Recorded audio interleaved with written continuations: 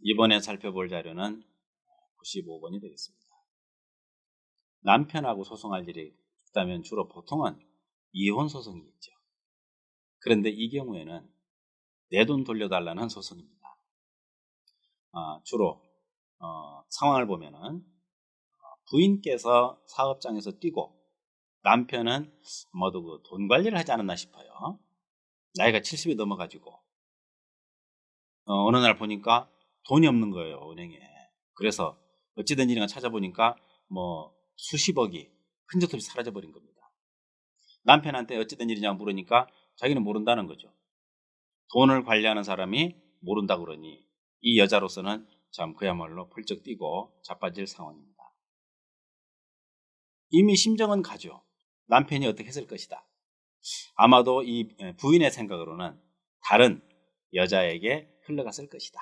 이렇게 이제 어쩌면 아내의 예민한 후각인지 촉각인지는 잘 모르겠으나 적어도 그 정도의 상황을 느낌을 가지고 다그치고 은행 계좌를 추적하는데 흔적이 안 나오는 겁니다. 잡히질 않는 겁니다. 그래서 소송 중에 하도 답답해가지고 방문을 했습니다. 어떻게 될지, 받을 수는 있을 것인지, 심지어는 돈이 어디 있는지까지 지금 이제 질문을 합니다. 글쎄, 돈이 어디 있는지 어떻게 알죠? 금속 탐지기로 땅속을 뒤질 수도 없고 말이죠. 참 난감한 질문이기도 합니다만은, 여하튼 이런 얘기를 하기 전에 사주를 보자. 사주에서 재물이 얼마나 있느냐, 재물복이 있느냐, 이런 얘기를 한번 찾아보기 위해서 명식을 살펴보도록 하겠습니다. 기묘, 임신, 이민, 신해. 남편이 돈 다 먹고 날랐네. 이런 도사대가네. 이제 남편이 돈 먹고 날랐다. 날았다겠지? 날았다. 네. 왜 그런 말이 나올까요? 사주 참 너무 신기하지 않습니까? 지금 사주는 강한 사주입니다. 임신월에 신의 시도 있고, 그래서 식신격이 되겠습니다. 식신격. 자, 식신격인데 용신은 식신에 있죠. 그러니까 남편 자리에 있습니다. 남편을 많이 의지하고 일을 했으리라고 짐작이 됩니다. 그런데 남편이 먹고 날랐습니다. 들어가기만 했지 나올 데가 없어요. 여기라도 뭔가 재가 좀 있었어야 되는데, 근데 남편이 돈이 도대체 왜 없느냐? 한 대 맞았잖아요. 신월에 인중병화가 무슨 힘으로 버티겠느냐? 그래서 식신은 일이다. 수단이죠. 제조업을 했습니다. 제조업을 했는데, 그래서 제법 규모가 큽니다. 생각보다. 그럼에도 불구하고 경영하다 보니 직원들 월급 줄 게 없어요. 그래서 난리가 났다 싶어가지고 추적해 보니까 은행 거래가 그 모양이 됐던 겁니다. 그런데 팔자를 보니까 식신이 충이라도 안 받았으면 온전하게 있을 거 아니에요, 속에 인중병화가. 그런데 깨져버린 겁니다. 충이 아닙니다. 깨진 겁니다. 사실은 금극목, 수극화. 그래서 이 상황, 점괘로 봤을 때 이 상황은 틀림없다. 더구나 이제 나이가 70이 넘었으니 여기 와 있죠. 여기 와 있는데 여기에 지금 무슨 돈이 있습니까? 돈이 없잖아요. 그래서 한참 활동할 때 뭔가 바쁘게 살았는데 결국은 지금은 아무것도 없는 이런 상태. 즉 재복이 없다. 첫째는 제가 용신이잖아요. 따지고 보면은 제가 용신인데 희신이라고 하지만 사실 용신이죠. 일종의 식신생재입니다. 이민일주일 경우에. 그런데 이 병화가 깨져버리니까 식신격 파괴 그럴까요? 파괴됐습니다. 그렇다면은 속에 들어있는 재성은 이제 없는 거나 마찬가지죠. 이런 상황, 즉 재물을 지닐 수 있는 복이 못 된다. 일복은 많지만 이런 걸 살펴보면서 당신 팔자가 재물복이 없는데 그거 찾는다고 나오겠나 하는 생각이 먼저 들죠. 이것은 사주 해설가의 직감입니다. 사주 보니까 돈 없는데 몇백억씩 굴리고 살았다는 게 참 이해가 좀 안 되긴 합니다만은, 그러나 그거는 또 다른 얘기입니다.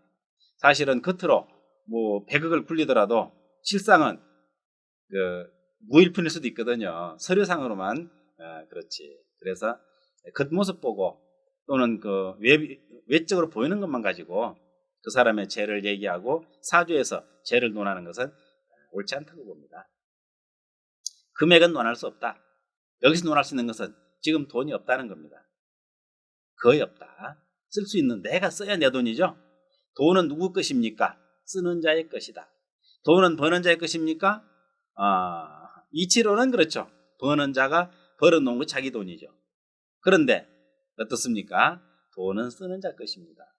주머니, 지갑에 들어있는 돈이 내 돈이고 그걸 써야 내 돈입니다. 버는 것은 그냥 벌었을 뿐입니다. 그래서 어쨌든 돈이 주머니 들어오면은 3일 넘기지 말고 써야 됩니다. 써야 내 거지. 놔두면 누가 또 가져갑니다. 자, 이 사주가 그런 사주다. 그래서 저렇게 비겁이 많고 또 시에 해수가 입을 딱 벌리고 있습니다.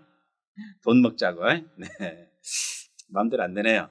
그래서 이 사주를 놓고만 봐도 재물이 없는 사주다 하겠는데, 자, 어쨌든 소송이 붙었으니까 점괘를 봐야 되겠죠. 자, 경쟁, 소송에서는 비겁을 찾습니다.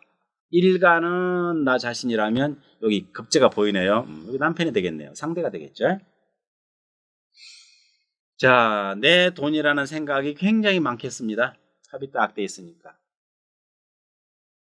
그래서 돈을 찾겠다고 애를 씁니다. 여기도 편제를 깔았네요. 마음이 급합니다. 이렇게 해석을 하죠. 판사군요. 여기 관이 딱 있으니까. 판사도 지금 내 편을 들어주고 있습니다. 나한테는 정관, 남편한테는 편관이니까. 판사도 심정이 가는 거죠. 마누라가 대표로 돼 있는데 남편이 뒤에서 조정했다는 것을 짐작합니다. 그런데 문제는 뭡니까? 요 속에 재를 깔고 앉아있죠. 지금 현재 속도 아닙니다. 그냥 미토 자체가 간목도 깔고 있고 을목도 깔고 있습니다. 그래서 서로 재를 깔고 있으면 어떻게 됩니까? 지금 그게 문제가 아니라 누구 힘이 더 강하냐는 게 문제죠. 소송이니까. 자, 기토는 간목은 전혀 0% 통근율이. 여기는 여기 고근이죠. 고근은 뭐라고 그랬습니까? 안 잊어먹으셨다면 말씀하십시오. 고근은 고에 뿌리를 내렸기 때문에 50%로 봐준다 그랬습니다. 그렇다면 0대 50인 거예요. 아니 그냥 30으로만 해도 괜찮습니다. 그래도 0대 30이에요. 이미 끝났잖아요. 게임은. 그래서 아무리 동서남북으로 뛰어다니면서 계좌 추적을 하고 뭐 가명, 차명계좌인가요? 이분을 보면 차명계좌 생각이 납니다. 항상 차명계좌 소리를 많이 해가지고 추적을 해도 그런데 있는 이런 모습, 미중의 을목 찾기 어렵겠다라는 느낌이 듭니다. 즉, 이 재판은 해결되기 어렵다가 정답이 되겠죠.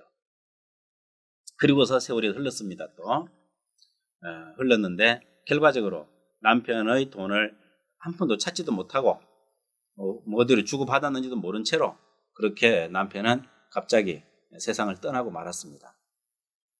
그래가지고 한 번은 분명히 자기 집 주변 어디인가 돈을 묻어놨다 이런 얘기를 하는 바람에 또 실없이 점괘를 뽑아가지고 나무 밑에 가서 파보기를 다 했지 않습니까? 화인이랑 물론 뭐 나오려고 생각 안 했습니다만은 혹시 또 점괘가 그런 것도 가능할까 하는 생각이 들어서 가서 위치 방향 잡아가지고 시켜봤습니다. 그러나 없었습니다. 그래서 앞으로는 그런 괜한 짓을 하지 말자 이런 나름대로 경험도 쌓았습니다만은 사주에서 보이는 것 무시 못합니다. 점괘에서 보이는 것 더욱더 무시 못합니다. 이런 과정을 보면서 경험하면서 참 마음대로 안 되는구나. 자기가 벌었다고 해도 자기 것도 아니구나.